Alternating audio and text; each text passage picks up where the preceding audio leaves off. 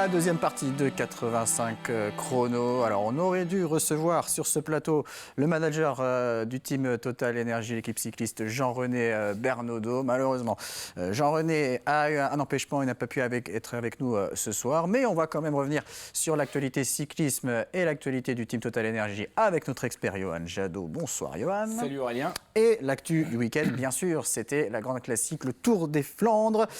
Et ça a été compliqué pour le team Total Energy. On va voir quelques images. Ouais, effectivement, des pavés, des monts, des passages légendaires de la bière et de la grisaille. Bienvenue en Belgique. Et effectivement, un Tour des Flandres compliqué. C'était la 107e édition. On le voit d'entrée de jeu avec cette chute provoquée par le coureur de la Bahreïn Victorious, Philippe Macedjuk. Une grosse erreur quand même. Là, il fait une très très grosse erreur. Bon, il s'en est excusé heureusement par la suite. Et puis bien sûr les passages légendaires avec ces parties pavées très compliquées, très difficiles à gérer, notamment avec le vieux Carmon. Et puis on a vu le prodige slovène avec Tadej Pogačar, Mathieu Van Der Poel qui était le vainqueur sortant, qui réalise quand même une belle performance puisqu'il termine deuxième et c'est son 4e podium, je crois, en 5 participations. Et Tadej Pogačar qui signe une victoire sur son, il me semble, 4e monument après 2 Lombardies, le Tour des Flandres et j'ai oublié l'autre d'ailleurs, qui arrive donc en solitaire après 273 km de course. C'est une course de guerrier, une course de costaud. Effectivement, Aurélien, le team Total n'a pas pu briller, notamment dû à cette chute qu'on vient de voir à l'instant. Il y a eu l'abandon de Peter Sagan, effectivement, de Paul Ourselin, de Thomas Bonnet qui faisait sa première Ronde van Vlaanderen et qui n'aura pas pu la terminer. Boissonhagen également. Résultat à l'infirmerie, on a Dries avec des contusions et des plaies, notamment à la main droite. Thomas Bonnet également avec un trauma au poignet et des contusions à la cuisse. Peter Sagan avec des plaies et des contusions au fessier. Sandy Dujardin avec une contusion costale. Malgré ça, malgré les chutes, Turgis termine quand même à une 17e place. C'est assez énorme parce qu'il est tombé, ensuite il est reparti, il a crevé, il est reparti, il est revenu dans le peloton, il y a eu un problème de dérailleur. Et malgré tout, il finit 17e. Donc c'est quand même une grosse performance pour Turgis, mais qui était bien malgré tout, qui avait des bonnes jambes pourtant, c'est dommage. Et on va le voir, Anthony Turgis, justement, dans un extrait d'un reportage Inside réalisé par le team Total Energy lors de ce Tour des Flandres.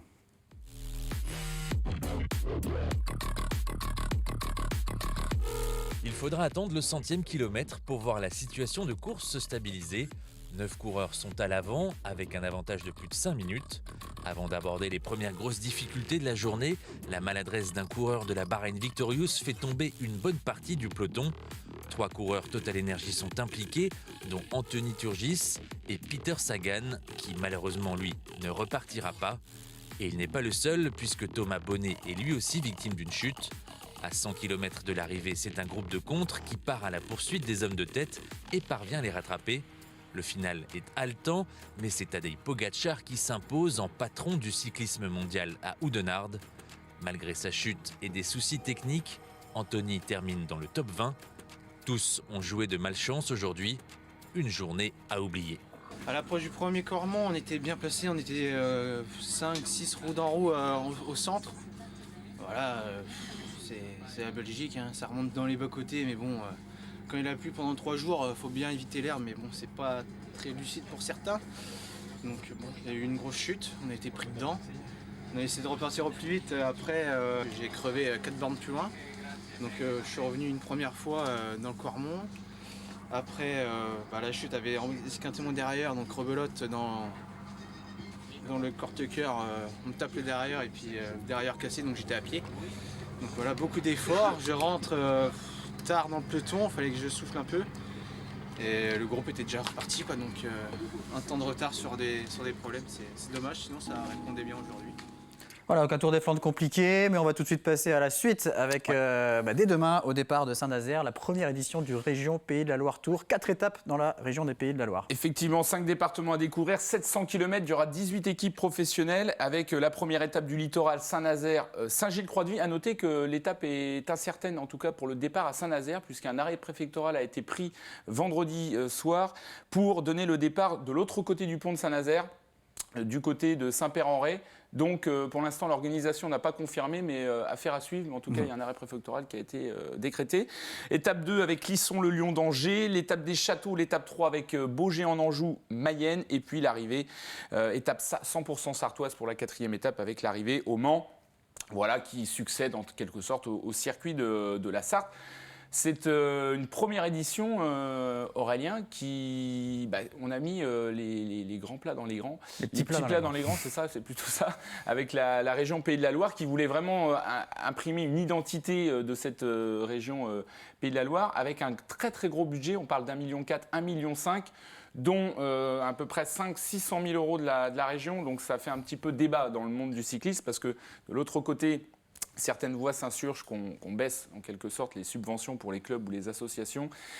Et derrière, on monte un gros événement. Effectivement, Christelle Morancet, elle se défend en disant que ça faisait partie de son programme. Effectivement, j'ai été revérifié, ça faisait partie de son programme de lancer un grand tour des Pays de la Loire. Il y aura des beaux maillots avec le sigle région Pays de la Loire. Avec ces 4 étapes à suivre sur l'équipe 21. Et donc également au programme du Team Total Energy, le Tour du Pays Basque. Ça a commencé aujourd'hui jusqu'à samedi avec dans cette équipe Team Total Energy Mathieu Burgodeau, Jérémy Cabot, Steph Kras, Victor Delaparté, Alain Joussaume, Pierre Latour et Alexis Villermoz. Donc ça c'est pour le Tour du Pays Basque. On va s'intéresser à l'équipe Vendée, Johan. Oui, l'équipe Vendée avec le traditionnel Nantes-Segré hier, remporté par Lucas Boniface, qui signe sa 3e victoire de la saison, après 2 victoires sur le circuit des plages vendéennes. Donc victoire hier à Nantes-Segré sur un sprint massif. Il s'impose de la plus belle des façons. Il y avait également les boucles de l'Artois avec ce jeune garçon qui nous vient des Bermudes, Aurélien. Il s'appelle Caden Hopkins. C'est vrai qu'on n'en a pas beaucoup parlé dans l'équipe du Vendée. C'est le 2e Bermudien, puisqu'il y a eu un autre Bermudien qui s'appelait Tyler Butterfield dans les années 2005, qui est devenu un grand triathlète, notamment dans le monde de l'Ironman. Caden qui termine deuxième au classement général, mais qui s'impose sur la première étape et qui termine sur le podium également sur la 3e étape des boucles de l'Artois. Et puis vous souhaitiez parler également du projet toujours en cours du Vélodrome en Vendée. Ah oui, justement. Alors ça aurait été intéressant d'avoir Jean-René Bernaudot pour qu'il puisse nous en dire un petit peu plus sur ce projet qui traîne un petit peu en longueur, mais forcément c'est un vélodrome, ça ne se fait pas du jour au lendemain. On avait parlé d'un budget il y a quelques années, d'un budget aux alentours de 15 millions d'euros pour créer un vélodrome du côté des Essarts. Jean-René voulait lui donner une dimension supplémentaire avec... la possibilité de tester du matériel avec des ingénieurs. Et là, on s'orienterait sur un plus gros budget, en tout cas, puisque le premier était de 15 millions. Là, on parle de 40 à 50 millions d'euros, mais pour faire une véritable cité vélo, avec un vélodrome, avec un développement industriel autour de ce vélodrome, avec du BMX, avec du VTT, un espace ouvert pour les ingénieurs, pour les professionnels, pour les amateurs.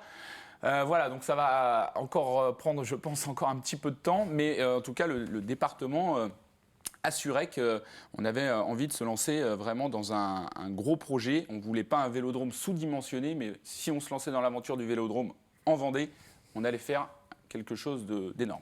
Allez, rapidement pour terminer cette émission, on va se pencher sur le programme du mois d'avril pour Team Total Energy. Oui. Donc, il y a eu le Tour des Flandres pour débuter. Et là, le programme va être encore chargé dès dimanche prochain avec Paris-Roubaix. Oui, avec Paris-Roubaix qui va arriver dès le week-end prochain, effectivement, à la fin de cette semaine du Pays de la Loire, du Tour Pays de la Loire, région Pays de la Loire. Le Paris-Camembert traditionnel, le 14 avril, ensuite la classique Grand Besançon, le Tour du Jura, magnifique.